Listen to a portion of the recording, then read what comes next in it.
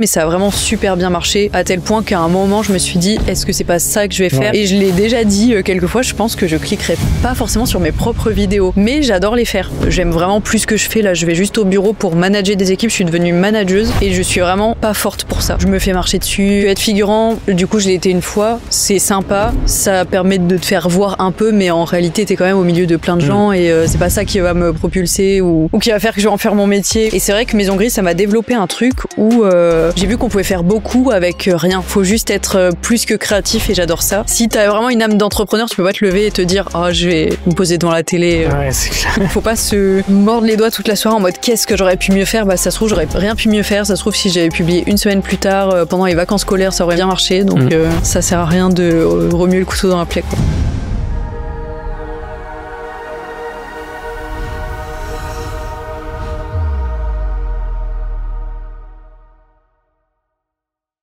Bonjour à toutes et à tous, bienvenue sur Serial Entrepreneur, le podcast des entrepreneurs. Aujourd'hui, je suis très content d'être reçu par Camille LV. Salut Camille, comment tu vas? Salut, bah écoute, ça va très bien. Bienvenue chez moi. Merci beaucoup, trop cool de te recevoir sur le podcast. Sur cet épisode, on va évidemment parler de ton parcours de créatrice de contenu, puisque aujourd'hui, tu crées du contenu majoritairement sur YouTube, mais pas que, sur Instagram aussi, sur TikTok, sur Twitch aussi. Tu es suivi par plus de 715 000 abonnés sur YouTube. Tu as généré plus de 136 millions de vues. Enfin, je sais pas si c'est des stats que tu regardes. Je pense que je le savais même pas. Non, je regarde pas trop ce genre de stats. La première question que je pose sur la totalité de mes épisodes, c'est de savoir dans quel environnement est-ce que tu as grandi? Alors moi, je suis née à Lyon, mais j'ai grandi à Toulouse, donc dans le sud de la France. J'ai fait toutes mes études là-bas et moi, j'ai bougé à Paris vraiment assez récemment finalement pour le travail. Donc vraiment, j'ai grandi au soleil, en campagne. Je dis Toulouse parce que c'est la ville la plus proche, mais en réalité, j'étais vraiment entre quatre champs et c'était trop bien. Franchement, j'ai un très bon souvenir. Tu te souviens de tes premières passions? Faire des vidéos, c'est arrivé très, très vite. C'est arrivé en CM2. En CM2, j'ai eu une caméra et vraiment, je l'ai plus quittée et j'ai commencé vraiment à filmer un peu tout, à faire des vidéos quand je rentrais de l'école. Puis, je faisais comme des petits courts-métrages, je les montrais à mes parents. Un jour, mon père en a eu marre que je leur montre vraiment des rushs bruts. Il m'a craqué, c'est pas ouf de dire ça, Ok. un logiciel de montage, vraiment. Ça arrive à tout le monde. C'était vraiment un truc, je pense que ça existe même plus aujourd'hui, c'était pas un truc waouh, mais du coup, j'ai commencé à faire du montage et tout, genre hyper tôt. Et ça a vite pris beaucoup de place dans ma vie. Et après, comme autre passion, j'écrivais beaucoup. Globalement, tout ce qui est très artistique. Ouais. Je faisais de la danse, j'aimais bien chanter, faire de la peinture, faire des sculptures, enfin vraiment tout ce qui est artistique, c'était mon domaine. Ok. J'ai oublié de présenter un invité quand même qu'on voit dans ce podcast qui s'appelle Spike, qui est ton chien. Vraiment, il veut son temps de parole là. Je crois qu'il veut animer le podcast à ma place. Ok, trop cool. Qu'est-ce que tu vas faire comme études? J'ai fait des études de communication, donc que j'ai pas terminé. Alors officiellement du coup j'ai que le niveau bac, puisque du coup j'étais dans une école privée et c'était un programme grande école où on était diplômé qu'à partir de la 4e année. Et j'ai arrêté au début de la 4e année pour vraiment me lancer sur YouTube, donc j'ai pas de diplôme. Ouais, de toute façon, aujourd'hui, c'est pas forcément utile dans nos métiers en tout cas. Ton aventure avec YouTube, elle démarre quand? Vraiment. Elle démarre, j'ai un peu toujours fait des vidéos sur YouTube déjà depuis le collège et tout, que j'ai plus assumé, puis supprimé des chaînes, etc. Mais là où vraiment ça a commencé, c'était en première année d'études sup, où je devais faire un stage du coup. Et j'avais trouvé un stage dans une toute petite boîte de com, vraiment. C'était, il y avait que 2 personnes et moi, la stagiaire, du coup. Et au bout d'un moment, la personne, la dirigeante de la boîte n'a plus pu me payer parce que c'était vraiment une toute petite structure et tout. Et du coup, on a dû mettre fin à mon stage, j'étais en mi-temps et du coup, l'école m'a dit: «Pour valider l'année, il faudrait quand même que tu aies un autre projet, que tu nous proposes quelque chose, qu'on voit que tu as pas juste fait un mi-temps et que tu faisais la grasse mat, entre guillemets, le matin». Et du coup, je me suis dit: c'est ça que j'ai envie de... Enfin, c'est vraiment quelque chose que j'avais dans un coin de la tête et tout. Et là, avec l'âge, du coup, étant plus mûr qu'au collège, ça se dessinait plus ce que je voulais faire exactement et tout sur YouTube. Et du coup, là, j'ai vraiment créé ma chaîne, qui est ma chaîne encore aujourd'hui. Ça a été ma chaîne finale. Donc ça, on est en 2018. Exactement. Ta première vidéo, elle date de mars 2018. Ah, mars, ok. Je teste des produits what the fuck. Exactement, voilà. Et t'as supprimé aucune vidéo? J'ai supprimé plein de vidéos. C'était la première vidéo officielle. Mais celle-ci, c'est ma première vidéo... Ah non, c'est pas ma première vidéo officielle. Mais du coup, tu démarres sur des vidéos make-up plus lifestyle. Ouais. Et tu vas avoir un fait marquant qui va actionner la suite, c'est que tu vas être figurante dans une vidéo de Pierre Cross. Exactement. Est-ce que tu peux me raconter un peu cette aventure? C'est fou. C'est vraiment...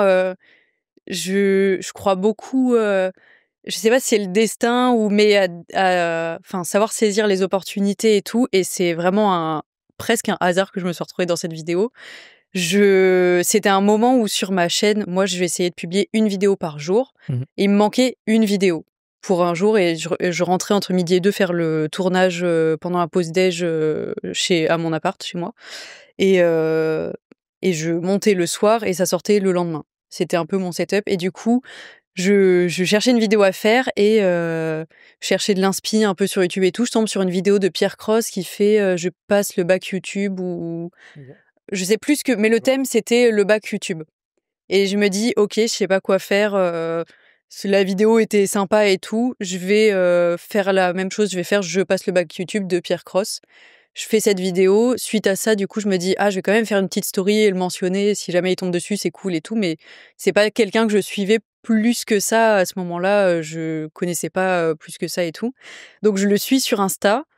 Je pense qu'il voit pas du tout ma story. Mais vraiment, c'est le lendemain de cette action qu'il a publié une story en mode on cherche des petits créateurs pour un tournage et tout. Et là, je me suis dit, let's go, je vais postuler, je vais essayer et tout.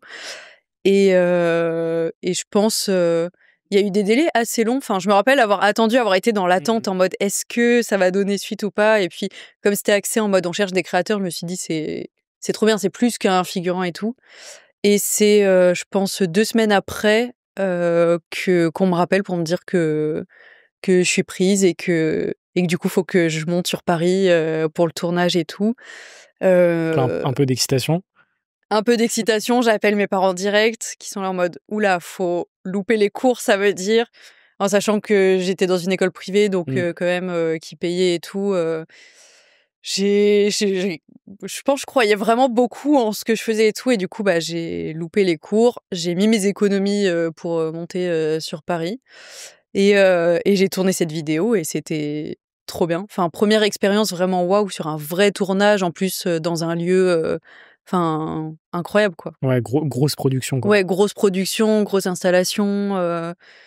Premier contact avec des vrais créateurs qui font ça de leur vie et dont c'est le métier et tout. C'était trop bien. Là, on est en quelle année? Je pense qu'on est en 2019. Ouais, ok. Et donc, par la suite, tu vas devenir stagiaire chez Maison Grise. Ouais. J'ai découvert ton histoire en fait via la conf YouTube auquel j'avais assisté. Est-ce que tu peux me raconter justement le moment où tu vas candidater, tu vas avoir cette opportunité de stage chez Maison Grise? Et suite à ce tournage du coup où j'avais été figurante à l'intérieur, on est dans une base de données où après ils recontactent les figurants pour dès qu'il y a besoin et tout. Et j'ai été recontactée pour un tournage pas longtemps après, mais bon, j'avais utilisé vraiment toutes mes économies pour venir à Paris la première fois et tout. Donc, ce que j'ai fait, c'est que je me suis dit, faut que ça vaille le coup parce que être figurant, du coup, je l'ai été une fois, c'est sympa, ça permet de te faire voir un peu, mais en réalité, t'es quand même au milieu de plein de gens et c'est pas ça qui va me propulser ou qui va faire que je vais en faire mon métier ou autre.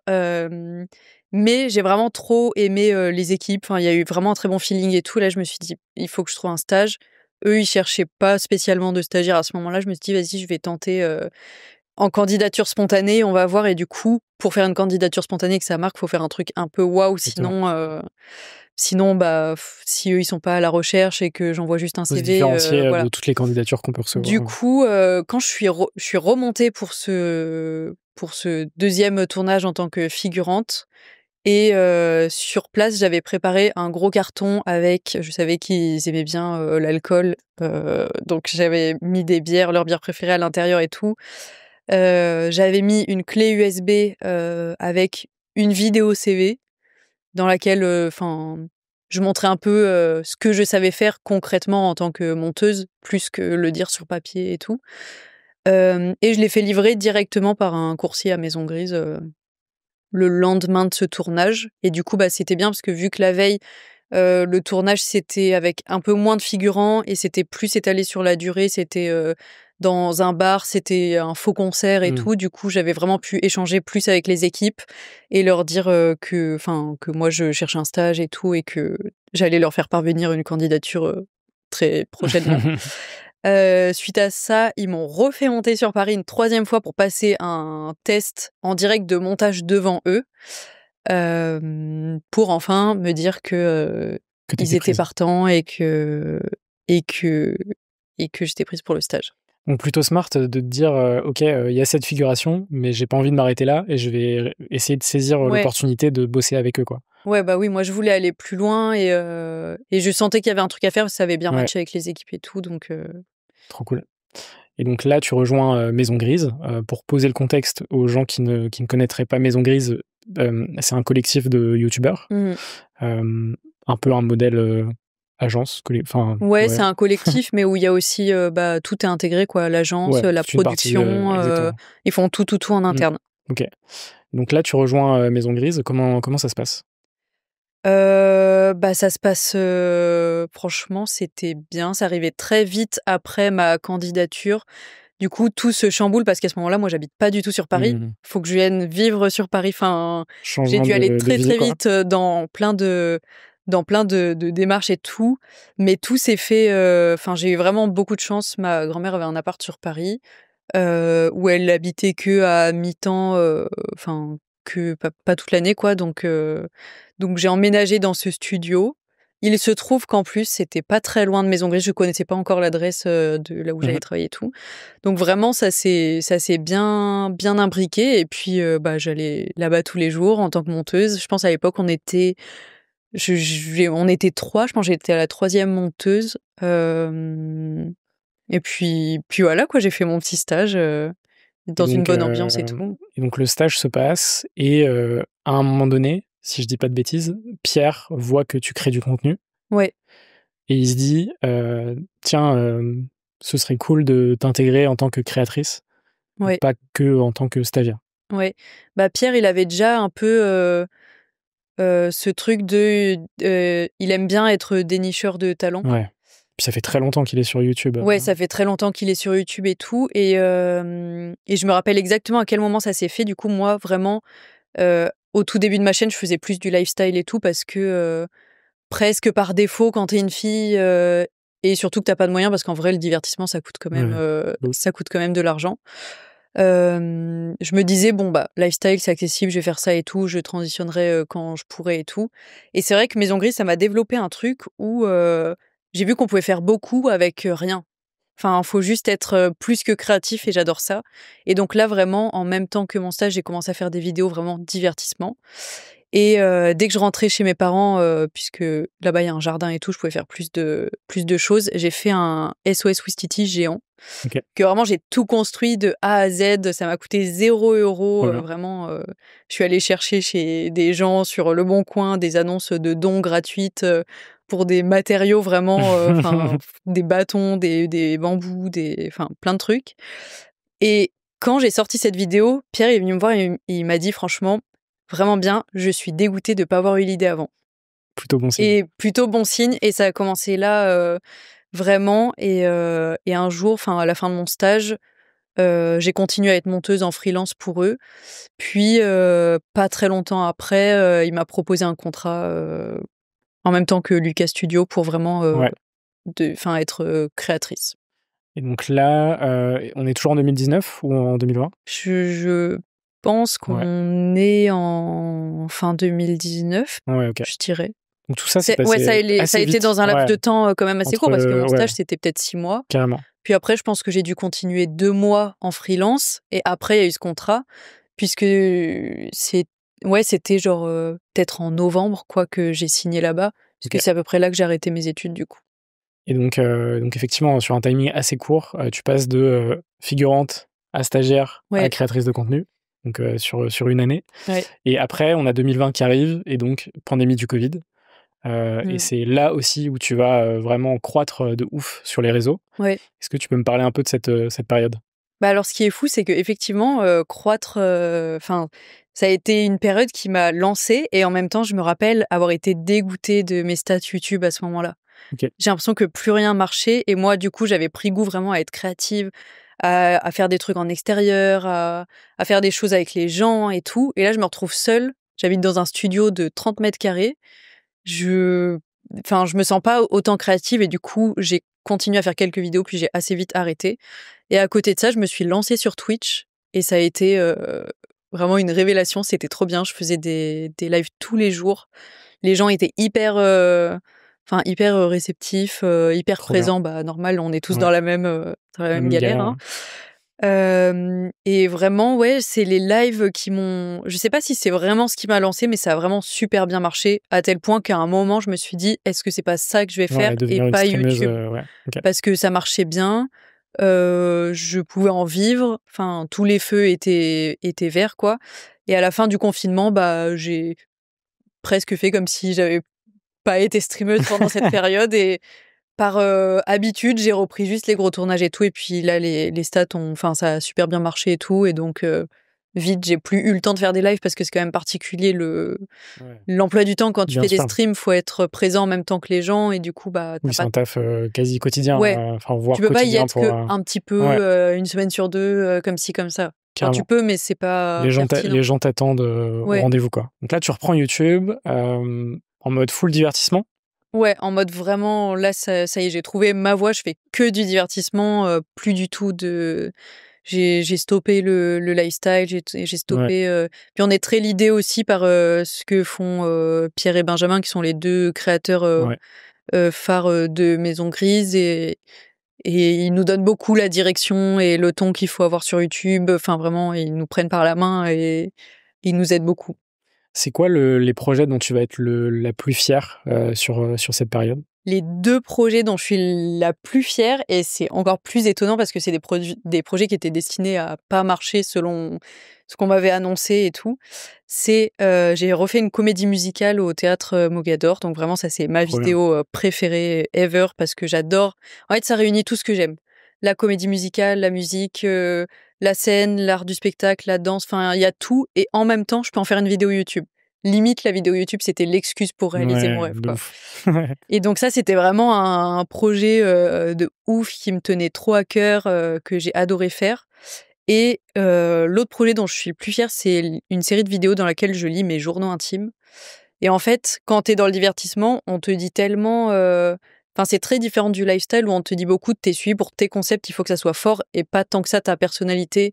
Et donc on m'avait plus ou moins dit: «Bon, bah, tu lis tes journaux, ça marchera pas, ça va pas être, les alors gens que, vont pas cliquer pour ta vie, quoi». et c'est marrant parce que je me l'étais noté dans ma trame, justement, c'est quelque chose que tu dis dans plusieurs interviews, justement, sur le fait que, bah, tu dis, tu connu parce que tu fais des concepts créatifs et pas pour ta personne, Ouais. alors que, oui, il y a des concepts, mais derrière, les concepts, il y a quand même quelqu'un avec une personnalité Ouais, c'est vrai. et les gens, en vrai, te suivent pour ça Mais je aussi. pense pendant beaucoup de temps, je me suis dit en réalité, ça pourrait être moi ou Ah ouais? n'importe qui OK. d'autre à ma place.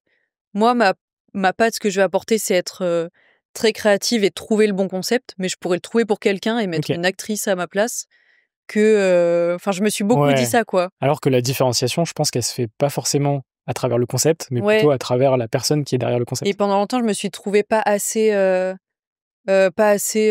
show off, pas assez, je suis très, je parle plus doucement, j'ai une voix très neutre, à tel point qu'on m'a déjà dit: «Faudrait peut-être prendre des cours de d'acting et tout parce que ta voix n'a pas trop d'intensité et tout» et c'est vrai que c'est là un peu la différence parce que du coup, Pierre et Ben, c'est quand même des humoristes et du coup, c'est quand même pas la même approche que du Oui, divertissement pur de quelqu'un qui fait que du exactement. divertissement, que quelqu'un qui fait que du lifestyle enfin, c'est vraiment des choses différentes. Et du coup, être avec des humoristes, et moi, être humoriste, c'est pas ce que je veux faire non plus. Je pense que ça m'a inconsciemment mise que j'étais pas assez. Enfin, fallait faire des vannes, fallait sortir, vraiment prendre le devant et tout. Et quand t'es avec des personnages qui prennent naturellement, parce que eux c'est leur métier et tout, beaucoup l'espace, tu t'effaces très vite et tu te dis: «Je suis peut-être pas». Et puis dans l'humour, il y a un rythme aussi. Ouais, C'est en le fait, fait c'est de ça, c'est qu'il faut tout le rebondir, temps faut être hyper, exactement, ouais. ouais. Et c'est vrai que la particularité de Pierre et de Benjamin, c'est que, bah, Pierre, par exemple, enfin, il a démarré, sur du stand-up. Oui, voilà, mais On le faisait dans On ne demande qu'à en rire, enfin, moi, je me rappelle l'avoir découvert dans On ne demande qu'à en rire, il y a très longtemps, avec les stand-up, PowerPoint, Ouais, qui exactement. ensuite qui ont été appliqués à YouTube et c'est comme ça qu'il a démarré sa carrière sur Ouais. YouTube. Mais c'est vrai que c'est très différent de quelqu'un qui est pas dans l'humour, de base, Oui, quoi. voilà. Moi, Mmh. de base, je faisais du lifestyle et je voulais faire du divertissement, mais j'avais pas comme envie, d'être humoriste. Enfin, je voulais justement C'est pas le avoir même des bonnes métier. idées, des Ouais. bons concepts, mais garder le truc naturel, qui fait que je suis pareil devant la caméra que dans ma vie et que je sors pas d'un tournage, enfin, il y avait un moment vraiment où du coup, on était dans un enchaînement, on sortait du tournage, on n'en pouvait plus, on devait, boire 3 cafés avant, enfin, c'était une prestation, Waouh! quoi.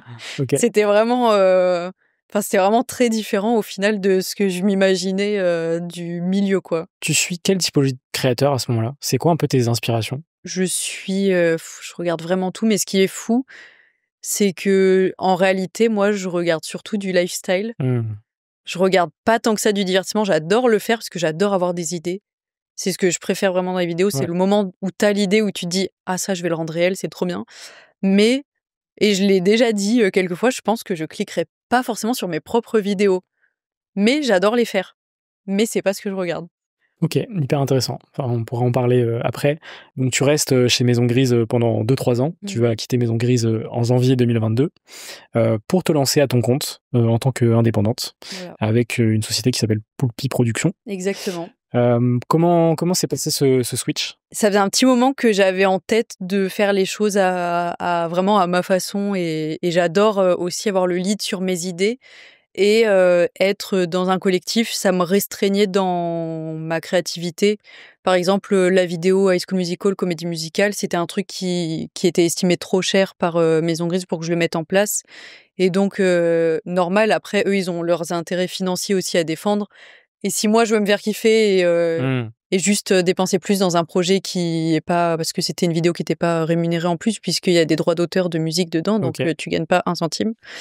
Donc il y a eu ce genre de petits, trucs où je me suis dit: «J'aimerais bien faire les choses à ma façon et pas être bridée par la stratégie et tout» et vraiment être libre à 200 parce que c'est pour ça que je fais ce métier et je tant que je peux en vivre, si moi je veux faire une big vidéo de temps en temps et tout, Ouais.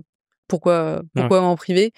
Et même choisir mes équipes, enfin choisir avoir mon bureau que je peux décorer comme je veux et tout. C'était vraiment une envie d'aller plus loin et du coup, bah, au final, c'était des contrats de 1 an. Le contrat, du coup, se terminait en décembre et du coup, bah, en janvier, j'ai juste pris la décision de pas re-signer, chez Maison Grise et du coup, j'ai cherché, des locaux, une équipe, enfin m'entourer et tout, à ma façon. Et donc là, tu deviens, véritablement entrepreneur, même Ouais, si, par le passé, tu as été, freelance, ouais, et mais pas cetera. du tout la même chose, Mais là, du effectivement. Là, coup, c'est statut, société, ouais, voilà. donc découverte aussi peut-être d'un «nouveau monde» entre guillemets. Bah, il y a tout qui change au final parce que tu as des locaux à gérer. Ça paraît, peut-être rien comme ça, mais en réalité, il y a plein de trucs qui tournent autour, De ouf, il y a beaucoup d'administratifs à faire, il y a beaucoup de d'assurances à avoir, c'est clair. enfin d'installations pour que ça soit aux normes, recrutement puisque du coup, j'avais pas pour volonté de tout faire moi-même non plus. De la décoration, enfin fallait vraiment tout faire en partant de zéro, quoi. Et en même temps, fallait garder quand même le rythme un peu de se continuer de sortir des vidéos, heu, du management aussi Ouais. qu'il a fallu commencer à faire. Enfin, vraiment, il y a plein de nouveaux trucs qui sont arrivés, quoi. Ça a été quoi justement les premières étapes de cette, «nouvelle, vie» entre guillemets?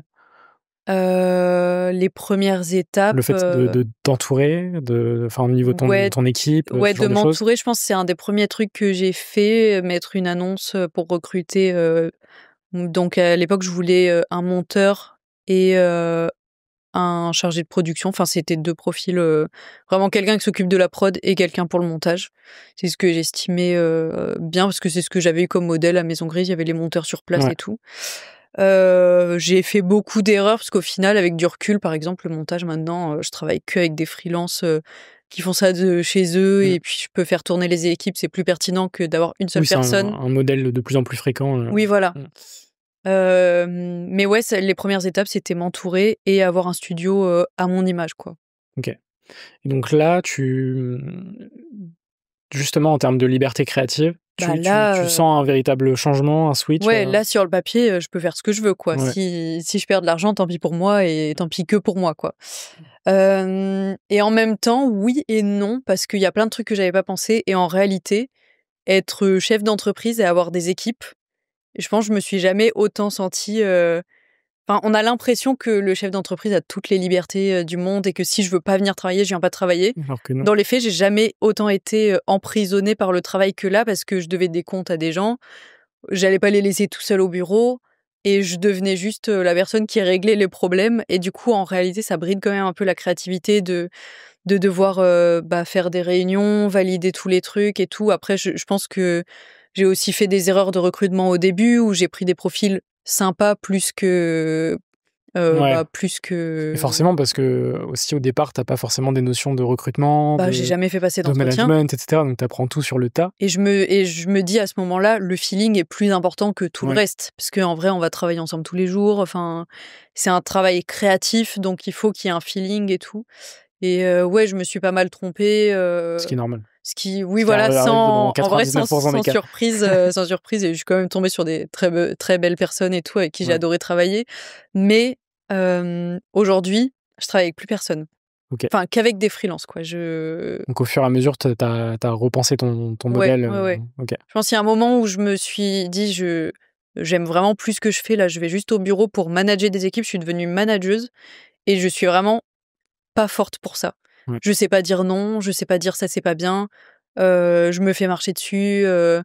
Et puis c'est dur quand t'es créateur de contenu et que tu dois être fun, marrant dans un tournage et qu'après tu dois aller dans l'open space pour dire ça c'était pas ouf, ou t'es arrivé en retard ou c'était pas correct ou machin. C'est la transition est hyper dure.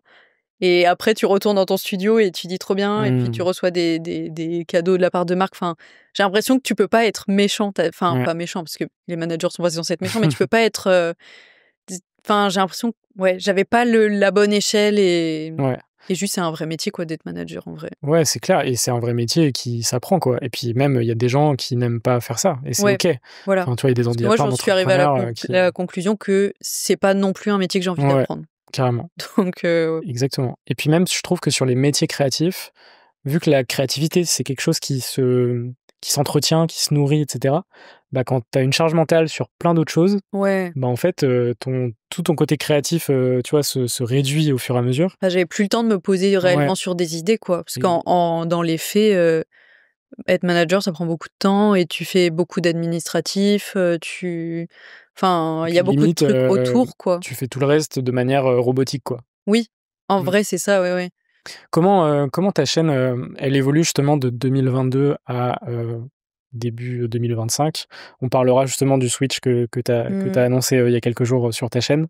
Mais comment elle évolue justement sur les concepts,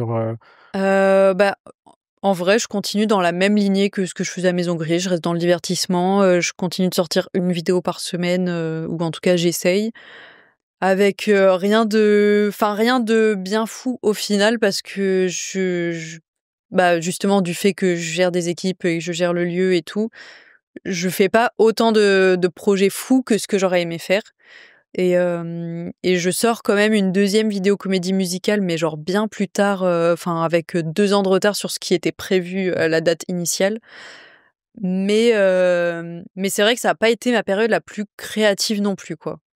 Je me suis j'ai testé alors j'ai adoré tout ce que j'ai fait, hein, j'ai testé plein de trucs et tout. Mais c'est vrai que sur le papier, je me suis dit: «Ah, je vais faire des trucs de fou et tout». En vrai, tu prends quand même conscience aussi, de tout coûte cher. Avoir des employés, ça coûte hyper cher. À la fin, il reste plus tant que ça non plus pour faire des folies. Donc Donc ça évolue enfin, je dirais presque ça stagne. Je reste un peu au même niveau, je fais les mêmes choses. Je prends quand même des abonnés, ça marche quand même bien. Mais à côté de ça, je me développe aussi beaucoup sur les autres réseaux, TikTok, Insta. Donc sur des contenus plus courts, du coup. Ouais.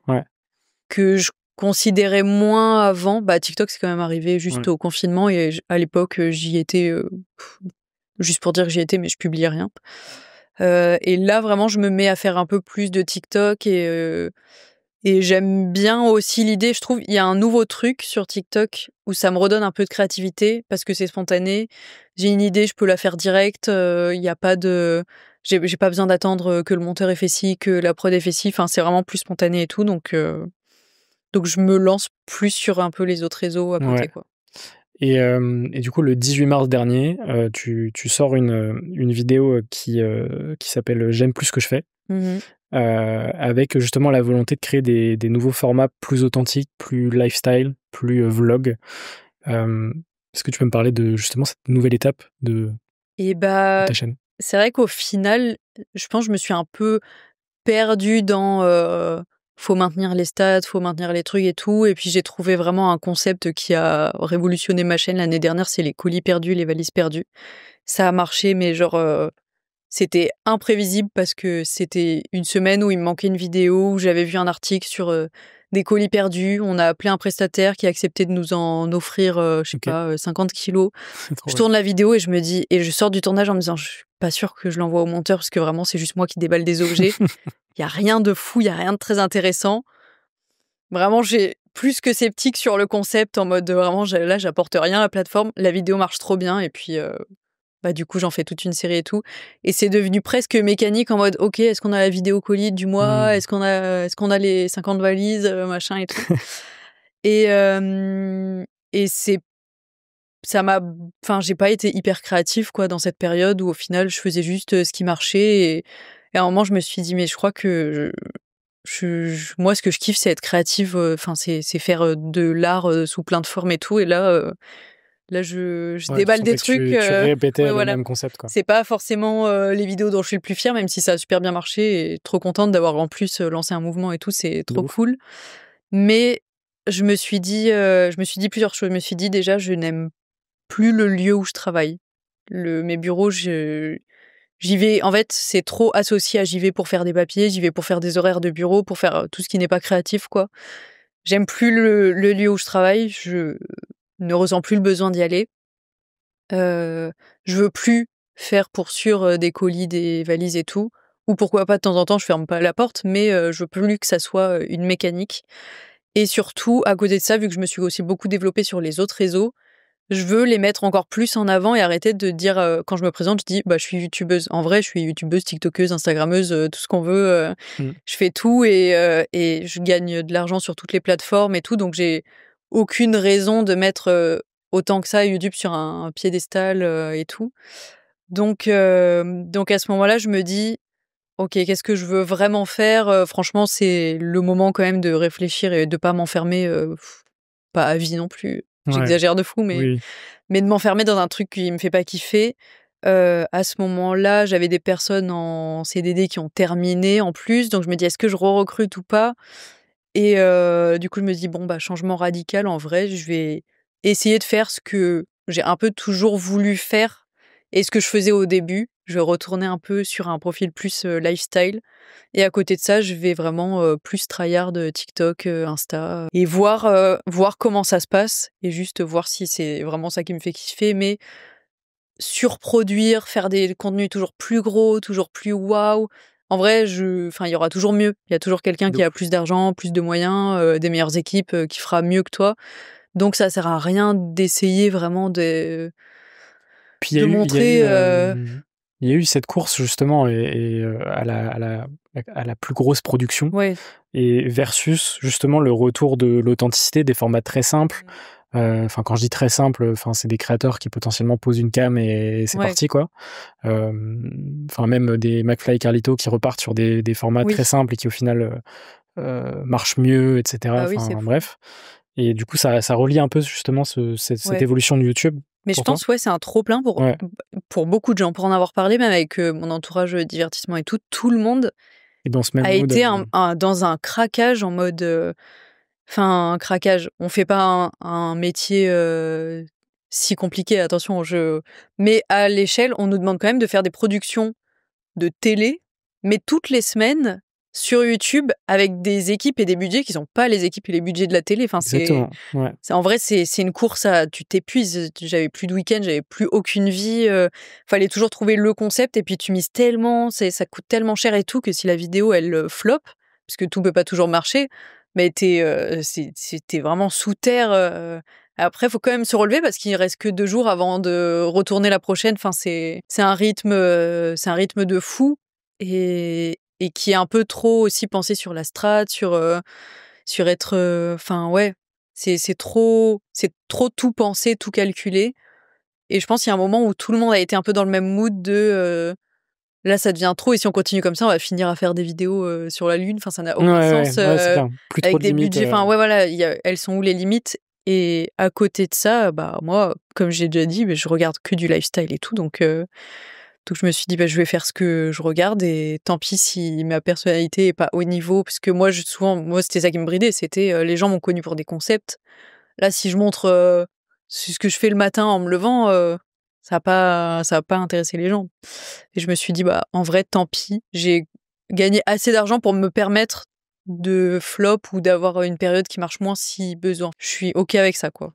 Et dans cette vidéo, justement, tu parles aussi d'un projet sur lequel tu travailles depuis 2 ans maintenant. Est-ce que tu peux m'en parler? Et carrément. Franchement, c'est vraiment un projet kiff de fou. Mais du coup, je sors ma bande dessinée. Génial. Sur le thème de mon journal intime. Vraiment, ça reprend toutes les vidéos. On a vraiment pris mes journaux parce que moi, j'ai écrit des journaux du CE2 peut-être à la fin des études sup. Et en vrai, j'ai arrêté quand j'ai commencé à travailler, à être vraiment dans la vie active. On les a pris, on les a posés sur la table, on a choisi les pages, on a tout mis en place et tout. Et ce qui a été, en vrai, c'est très procédurier. Il faut trouver la maison d'édition. Ouais. De base, ça devait être un roman. Au début, je voulais que ça soit un roman et j'avais commencé des démarches dans ce sens. Et puis après, je me suis dit, ah, j'adore quand même. Enfin, je trouve la BD, elle ajoute un truc esthétique et pour représenter un journal intime, c'est plus pertinent. Et du coup, voilà. C'est ce projet sur lequel je travaille depuis 2 ans. Ça a été quoi un peu les étapes de ce projet, justement? Parce que ta bio Insta, c'est... Ouais. Tu peux la dire? Ma bio Insta, c'est un jour j'écrirai un livre. J'aime bien faire des petits insights comme ça en bio Insta. Avant, c'était un jour je sortirai une musique ou un jour je ferai de la musique, je sais plus. Je l'ai fait. Et du coup, après, j'ai mis ça. Et donc, les étapes, ça a été d'abord de trouver une maison d'édition qui soit intéressée par le projet, parce qu'il faut vendre son projet. Toi, t'arrives de nulle part. Bien sûr. Enfin, c'est pas quelqu'un qui m'a approché en disant on aimerait faire un truc et tout.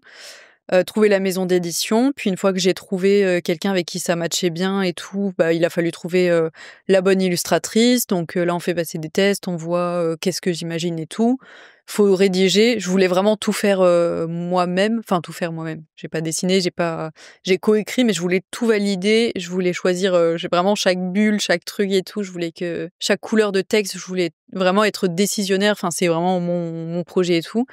Et ce qui a été très long, ça a été de trouver la DA, l'illustratrice qui travaille sur plusieurs projets en même temps. C'est quand même des procédures assez longues et tout, mais ouais, voilà, c'est un nouvel univers. Et ça sort quand officiellement? Officiellement, le 23 avril. Dans toutes les librairies? Dans toutes les librairies, partout, vraiment. Ok, qu'on mettra le lien en description. Ça s'appelle Le Journal de Camille. Ok, donc tu dois avoir pas mal d'excitation sur le fait de lancer ce projet. Là, franchement, j'ai trop hâte que ça sorte parce que ça fait 2 ans, j'ai l'impression, limite, je le fais, j'ai l'impression que c'est devenu mon passe-temps, c'est devenu mes soirées, mais juste pour le kiff, je sais pas. Ouais. Et puis c'est aussi le fait de bosser sur un projet sur lequel, évidemment, tu communiques pas du tout pendant 2 ans. Ouais. Que les gens potentiellement se disent ok, ils ne savent rien, entre guillemets. Ouais. Et puis j'avais hésité à le faire en plus, et au final, heureusement, parce que 2 ans, les gens, ils ont le temps d'oublier le truc et tout. Oui, ça sert à rien de l'annoncer 2 ans. Ouais. 2 ans de teasing. Par contre, j'ai commencé à filmer il y a 2 ans. J'ai filmé mes premiers entretiens avec les maisons d'édition et tout. Je me suis dit, ok, on sait jamais, on verra. Trop bien. Donc ça va permettre de documenter aussi tout ça. Complètement. Trop cool. J'ai deux petites questions bilan avant de passer à l'autre partie. C'est quel a été le moment le plus marquant positivement de ton aventure? Bah, franchement, le plus marquant, je pense, c'est quand j'ai eu la proposition de contrat de Maison Grise. Je me suis dit: «Là, enfin, Ouais, c'est ce que j'espérais, vraiment dans toutes mes démarches et tout». Je savais qu'à terme, je voulais pas être, monteuse, et vraiment là, je me suis dit: «OK, c'est ce que je voulais, je l'ai eu» et c'est waouh, quoi. Enfin, c'est c'est passé un des monde tellement petit ouais, que c'est une chance vraiment, incroyable de pouvoir l'intégrer comme ça, quoi. c'est passé, d'étudiante à vraiment créatrice Ouais, de contenu, quoi. ouais, complètement, OK. ouais. Et l'autre question, c'est quel a été le moment le plus difficile de ton aventure? Je pense que c'est récemment, c'est vraiment gérer des équipes, ça a été c'est vraiment hyper dur, pour moi, Ouais, Ça m'a mis face à plein de trucs, enfin, dire les choses, vraiment et puis au final, c'est vraiment pas un rythme qui me convenait et c'est voilà, ouais, c'est pas créatif, je trouve, de faire des horaires de ouais, bureau, ouais, c'est vraiment. clair et puis tu fais pas ce que tu fais pour justement dupliquer le même modèle Ouais. de société, dans enfin, Oui, voilà et c'est vrai que ça a mis place à beaucoup de doutes en mode, je voyais pas trop comment je pouvais faire sans équipe en même temps. alors qu'il y a 10 000 Alors que 10 000 maintenant, c'est façons la d'entreprendre. norme de Ouais, travailler avec des de ouf. freelances et tout, Mmh, mais je sais pas, comme moi, j'avais connu que le schéma Maison Grise où les gens sont sur ouais, place et tout. Je voyais pas trop, je me suis dit: «Mais qui va s'occuper des décors? Qui va?» En vrai, les freelances, tu signes pour une vidéo, bah, la personne se déplace, même te trouve un lieu plus pertinent que ton bureau, enfin, mmh tout se passe très bien donc et puis tu as beaucoup plus de liberté, justement, ouais, sur ce modèle-là, quoi. oui, ouais, ouais. On va passer à l'avant-dernière partie du podcast avec, des petites questions sur, l'entrepreneuriat, les rencontres, mais aussi la création de contenu. C'est quoi le plus important selon toi dans l'entrepreneuriat? Bien s'entourer, je pense. Franchement, je dirais, bien s'entourer et ne pas penser qu'on sait tout faire tout seul. On fera forcément des erreurs, tout seul. Rien que franchement, des trucs hyper, basiques, mais avoir un bon expert comptable, quand tu te lances dans quelque chose et qu'il y a beaucoup de papiers à faire et tout, mais moi j'ai fait tellement d'erreurs, de juste, parce que de l'entourage, des mauvais conseils et autres. Franchement, pour entreprendre, peu importe, que ce soit création de contenu ou autre, je dirais que c'est la base, Mmh et dis-toi vraiment que, enfin, dans même 100 des cas, c'est toujours pareil. ouais. C'est tu obligé de faire des erreurs pour justement, apprendre et Bah te oui, dire: «OK, personne, bah, tu pas la non». voie comme ça qui s'ouvre devant toi, Et tu pas de tuto, sur, comment, Ouais. enfin, tu vois, Hein, c'est même si moi tu je as des trouve que c'est un ressources en truc, ligne, c'est vraiment c'est il y a très peu de rien n'est intuitif. ouais. Franchement, tu sais pas, enfin, il y a plein de trucs qu'on te dit pas, qu'on t'explique pas et que tu découvres sur le tas, mais c'est trop tard, enfin, C'est clair, de ouf. Hem, Qu'est-ce qui est le plus important selon toi dans la création de contenu? être créatif et en vrai, ça paraît presque, normal, mais je enfin, ouais, je vois des fois des vidéos de créateurs de contenu qui disent, «J'ai pris une pause parce que, je savais pas quoi faire, j'avais pas d'inspiration et tout». Et c'est un truc que j'ai du mal à comprendre, mais je me dis: «Si on est créateur, c'est la vraiment notre base, c'est d'être créatif».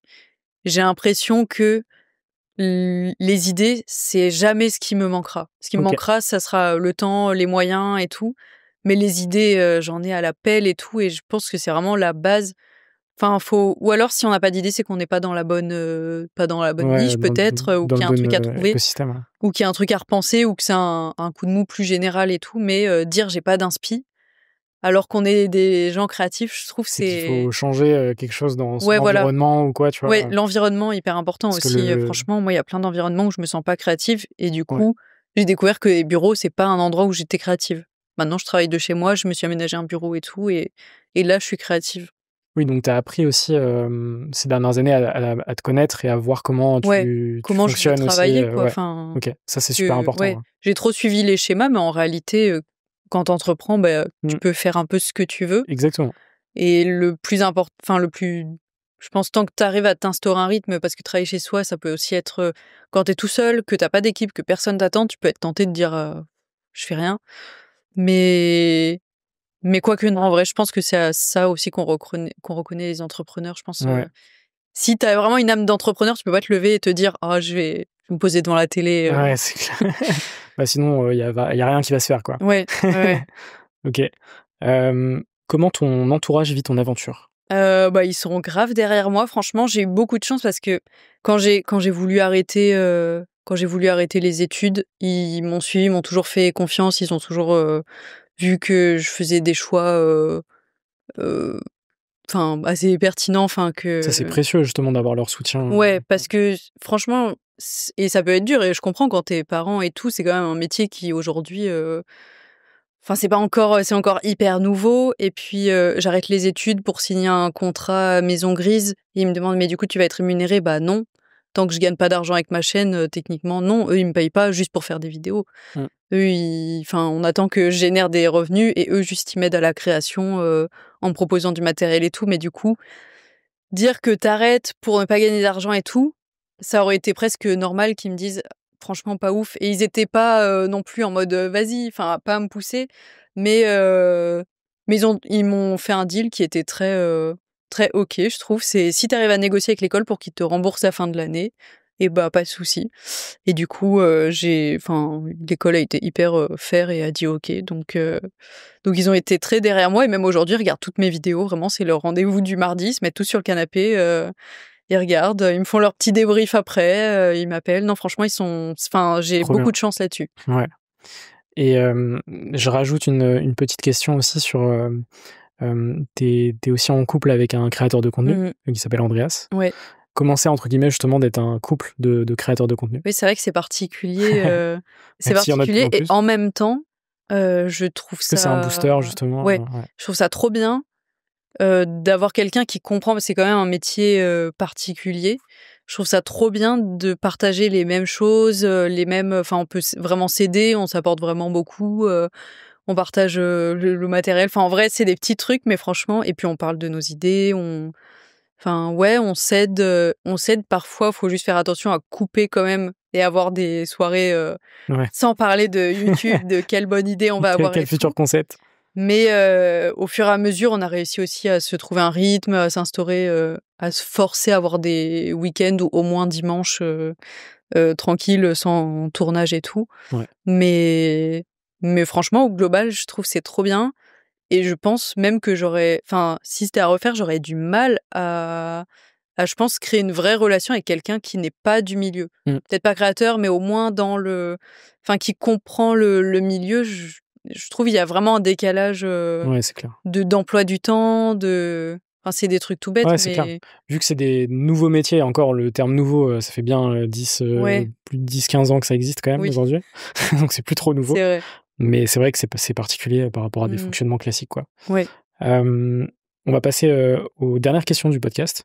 Quelques petites questions rapides, évidemment, à chaque fois, tu as le temps d'y répondre puisqu'on est dans un podcast. Qu'est-ce que tu fais pour aller mieux? Je suis quand même quelqu'un de très optimiste. Donc en vrai, quand ça va pas, ça va pas. J'arrive beaucoup à faire la part des choses. En général, quand ça va pas, j'éteins mon téléphone. Ok. Ce que je trouve, c'est le truc le plus anxiogène pour moi, c'est WhatsApp, vraiment. Là, je me force vraiment, des fois, je me dis, ok, là, il y a trop de messages, il y a trop d'infos, il y a trop de...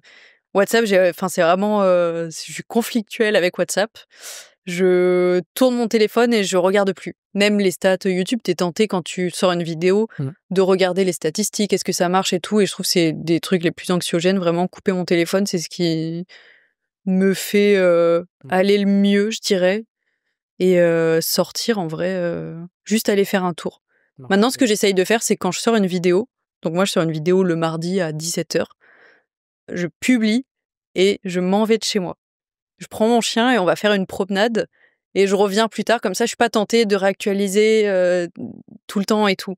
Au moins ça fait une vraie coupure. Okay. Et quand je reviens, ça va, j'ai respiré, j'ai pas oublié que j'avais sorti une vidéo, mais je suis ok, quoi. Ouais. Je suis prête à faire ma soirée et j'ai pensé à autre chose. À quel point ça t'impacte les perfs de tes vidéos? Il y a un moment où vraiment on regardait beaucoup ça. Je pense quand j'étais à Maison Grise, c'était vraiment c'était un indicateur de succès ou non. Et maintenant, beaucoup moins. Mais il y a eu un moment vraiment où on regardait les perfs, on comparait tout. Aucune rationalité. Des fois, je disais ça n'a pas marché, alors qu'en vrai, ça avait fait 400 000 vues. Mais juste comme j'étais dans une vague, en vrai, 400 000 vues, c'est évidemment, ça dépend de l'échelle, mais c'est dur de dire que ça n'a pas marché à ce stade-là, parce que ça a peut-être moins marché, mais pas marché. Tout était très... on dramatisait beaucoup, mais après c'était le début aussi, donc forcément on avait trop peur que ça s'arrête comme c'est arrivé vite et que ça reparte aussi vite, quoi. Mais maintenant vraiment, je regarde quand même beaucoup moins, je prête moins attention et si la vidéo marche pas, bah en vrai, je sors une vidéo par semaine, donc celle de la semaine d'après marchera mieux ou le TikTok marchera mieux ou le prochain contenu Insta, enfin. Et puis c'est vrai que, pareil, on n'en a pas parlé, mais peut y avoir aussi une certaine pression, justement, le fait de faire avec des collabs avec des marques, où potentiellement il y a des attentes de perf aussi derrière. Ça peut aussi potentiellement impacter. Bah complètement, si on perd les marques, en vrai, on perd 90% des revenus, donc faut quand même. Bah c'est pour ça qu'il faut être créatif aussi. Tu peux pas juste faire une collab en montrant le produit en disant c'est clair, c'est trop cool parce que là, oui, ça va flop. Donc ça nous pousse aussi à trouver des idées créa et tout. Et puis bon, les marques sont quand même conscientes aujourd'hui que, enfin, c'est des trucs tout bêtes, mais quand tu coches collaboration commerciale, bah ça fait moins de vues et c'est comme ça. Et je trouve faut juste l'intégrer aussi de plus en plus et pas non plus se mettre une pression. Et puis c'est clair. Puis il y a un côté aléatoire aussi dans la création de contenu où tout ne peut pas marcher tout le temps. Et oui, enfin, des fois il y a des trucs que t'expliques pas et ça marche trop bien. Et des fois il y a des trucs où tu t'es donné à fond et ça marche pas. Et carrément. Et des fois c'est juste des problèmes de timing, des problèmes de, enfin, il y a pas de science parfaite, clair. Donc c'est pour ça faut pas se mordre les doigts toute la soirée en mode qu'est-ce que j'aurais pu mieux faire. Bah ça se trouve j'aurais rien pu mieux faire. Ça se trouve si j'avais publié une semaine plus tard pendant les vacances scolaires, ça aurait bien marché. Donc carrément. Ça sert à rien de remuer le couteau dans la plaie, quoi. Ouais. C'est quoi ton plus grand rêve? Je sais pas, j'en ai plein. Je me laisse beaucoup porter. J'adore, enfin. Donc là, sortir une BD déjà, c'est check. Ouais. Sortir une BD, c'est check. Je me laisse beaucoup porter par les opportunités et tout, mais en vrai, faire un max de choses créatives. En ce moment, je fais beaucoup de musique aussi. C'est un truc que j'adore, donc je sais pas, je me laisse porter par. Tu le fais en perso ou dans la musique? Je suis en indé, mais je publie des petits trucs sur mes réseaux et puis bah là je vais sortir, je vais sortir des vrais morceaux prochainement. Donc mon plus grand rêve, c'est juste de continuer à me faire kiffer et d'être libre de toucher à tout comme ça. Ouais.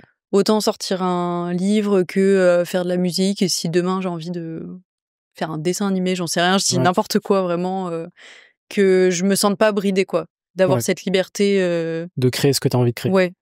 Ce qui rejoint finalement, quand tu t'es lancé en 2022, de justement d'avoir cette indépendance et cette liberté, quoi. Ouais, complètement. C'est quoi ta plus grande peur? De perdre cette liberté, hein, peut-être, franchement. Non, je pense qu'il me ferait le plus peur, c'est de perdre d'inspiration ou de. Parce que ça, je sais pas. Enfin, qu'est-ce que tu fais, quoi? Est-ce que c'est la fin et il faut retourner à quelque chose de conventionnel ou est-ce que. Mais ouais, de toute façon, pour moi, perte d'inspiration égale perte de liberté aussi, puisque si tu sais plus quoi faire et que tu tournes en rond, bah. Ouais. Ouais, puis généralement, la perte d'inspiration, entre guillemets, je pense que c'est des choses qui peuvent arriver à n'importe qui. Oui. Mais généralement, tu vois, il y a des temps de pause qui sont nécessaires peut-être. Oui. Des changements de cadre aussi. Le fait de partir quelque part, tu vois, de changer de cadre. Ouais, complètement. Pour justement retrouver cette inspiration. Mais je pense pas que c'est quelque chose que tu perdes et définitivement. Fatal, non. J'espère en tout cas, non, mais perdre la liberté, ouais, je sais pas trop. Non, t'inquiète. C'est quoi le dernier film ou la dernière série qui t'a marqué? Qui m'a marqué? Bah là, j'ai adoré Bref 2. Ouais, pareil. Franchement, dans la réalisation, en fait, masterclass. J'ai regardé en n'ayant pas tant que ça d'attente, en me disant ça va être des sketchs un peu drôles, mais je trouve que la réal et la créativité, en fait, je sais pas, on nous pousse à des endroits où je m'y attendais pas et c'est pas. Enfin, ouais, j'ai été vraiment en admiration de la réalisation. Vraiment, c'est la réal qui m'a le plus marqué, quoi. Ouais, grosse claque en termes de réal. Il me reste 3 petites questions. La question reverse, tu prends le rôle de host pour une seule question. Y a-t-il une question que tu souhaiterais me poser? Ah, j'adore ça. Alors attends, je réfléchis. Est-ce que, enfin, quelle a été la personnalité que tu as rencontrée qui t'a le plus marqué dans dans son parcours. Pas forcément dans l'histoire en mode quelqu'un qui a vécu un truc incroyable, mais plus dans le parcours ou dans la façon d'entreprendre. Il y en a plein déjà, mais Ouais, j'imagine. En parce plus, que avec plus de 160 rencontres, enfin il y en a plein, mais il y en a une particulièrement qui m'a beaucoup marqué. C'est un entrepreneur qui s'appelle Joël Bourema, coach Joe, qui part de zéro, de banlieue parisienne, il y a une vingtaine d'années. Son rêve, c'est d'être prof de sport. Sauf qu'on n'arrête pas de lui mettre des barrières dans ses études en lui disant non, mais tu pourras jamais faire prof de sport parce que pour plein de raisons, tu vois. Donc on l'envoie dans une autre formation, dans un BTS commercial, tu vois. Mais il retourne au sport. Et à un moment donné, il se dit ok, je vais partir en Australie avec zéro argent, quoi, genre 500 € en poche, c'est fou. faire des petits jobs là-bas pour apprendre l'anglais. Et il va faire 1 an en Australie. Donc je te spoil un peu son histoire, hein, mais il va revenir en France. Il va devenir coach sportif.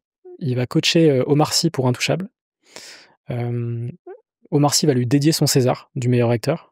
Parce qu'en fait, avant Intouchable, Omar Sy avait beaucoup de soucis de santé, notamment au niveau du dos. Ce qui faisait que ça mettait ça remettait en question tout le film Intouchable, puisque dans le film Intouchable, il porte François Cluzet.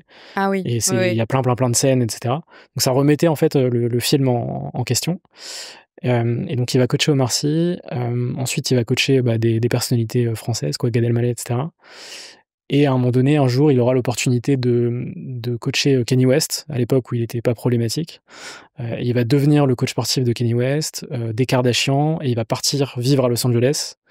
Et aujourd'hui, maintenant, il est coach de grandes stars hollywoodiennes. C'est fou. Et donc, tout ça en partant, tu vois, de banlieue parisienne. Et donc, il est parti vivre à Los Angeles avec sa femme, ses enfants, et il a mis tout le monde à l'abri, quoi. Purée. Donc, belle trajectoire. En partant de rien. Ouais. C'est... Et même au-delà de ça, humainement incroyable, super rencontre. Et récemment aussi, enfin au retour de la Star Academy, il a été prof de sport de la Star Academy. C'est ce que j'étais en train de dire, je pense que c'est bien la même personne. Exactement, c'est la même personne. De la Star Academy. Ouais. Il a fait les 2 premières années du retour. Donc voilà. Trop bien. Est-ce que tu as une ou un entrepreneur à me conseiller pour un futur épisode? Je vais forcément dire des copains créateurs parce que j'ai pas un entourage très entrepreneur. C'est de l'entrepreneuriat. Ou après, moi j'adore, franchement, je suis hyper fan de Qui veut être mon associé sur M6, vraiment. Et j'adore les entrepreneurs. En vrai, je trouve ça trop intéressant, je trouve ça fou ce qu'ils font, les moyens qu'ils mettent. Et je pense que j'adorerais, peut-être que tu l'as déjà fait d'ailleurs, avoir un vrai entrepreneur, un investisseur comme ça. J'ai eu Anthony. Genre Anthony. T'as eu je l'ai eu 2 fois. Ah waouh, ok. J'allais dire Anthony Bourbon, parce que je trouve que c'est fou, il a vraiment un mindset, il est clair dans ce qu'il veut, il est presque dur et tout, franchement impressionnant. Mais non, sinon, quelqu'un que t'aurais pas fait plus en créateur, j'aimerais bien dire un créateur qui fait pas ce que j'ai vu que t'avais fait, Paola, donc qui est plus c'est ça. Qui est plus lifestyle, elle. J'ai fait Léo Duff aussi sur la plus mais avoir tech. un full peut-être divertissement, très grosse prod, genre Amixem carrément. Ou Squeezie même, ça serait hyper intéressant aussi. Comme ça, t'as un peu plein de profils différents. Et je trouve ce qui est fou en plus, c'est que dans ce métier, personne ne fait les choses de la même façon. Vraiment, chacun a sa façon de fonctionner. Et moi, j'adore croiser d'autres créateurs et demander c'est quoi un peu tes journées, c'est quoi ton orga, tu utilises quel outil, comment tu travailles avec tes équipes, est-ce que tu as des équipes fixes ou non, est-ce que tu rappelles les mêmes personnes. Je trouve que c'est trop intéressant à chaque fois. Et ce qui est fou, c'est qu'il y a beaucoup de créateurs qui ne se considèrent pas entrepreneurs, alors que le fait de créer, c'est de l'entrepreneuriat. Ouais. Et tu vois, c'est fou pour avoir rencontré beaucoup de créateurs ces dernières années. À chaque fois, c'était non, mais moi je suis pas entrepreneur. Alors qu'en fait, si, le fait de créer, c'est de l'entrepreneuriat. Bah oui, complètement. Mais vu qu'aujourd'hui, on associe beaucoup l'entrepreneuriat aux startups, aux levées de fonds, etc. Alors qu'en fait, ça représente pas du tout. L'entrepreneuriat, c'est aussi bien le boulanger qui a sa boulangerie que la personne. C'est vraiment n'importe qui. À partir du moment où tu lances quelque chose, le fait d'entreprendre, c'est. Ça n'a pas besoin d'être un truc révolutionnaire pour dire je suis entrepreneur. C'est ça. Et du coup, ça m'amène à la dernière question que je pose sur la totalité de mes épisodes. C'est quoi pour toi une ou un entrepreneur? C'est plein de choses. C'est quelqu'un qui sait s'auto-manager, qui sait se donner un rythme. C'est hyper important parce que t'as beau avoir des idées révolutionnaires, si t'as beau avoir des idées incroyables, si t'arrives pas à t'instaurer une rigueur, il te manquera quelque chose pour entreprendre.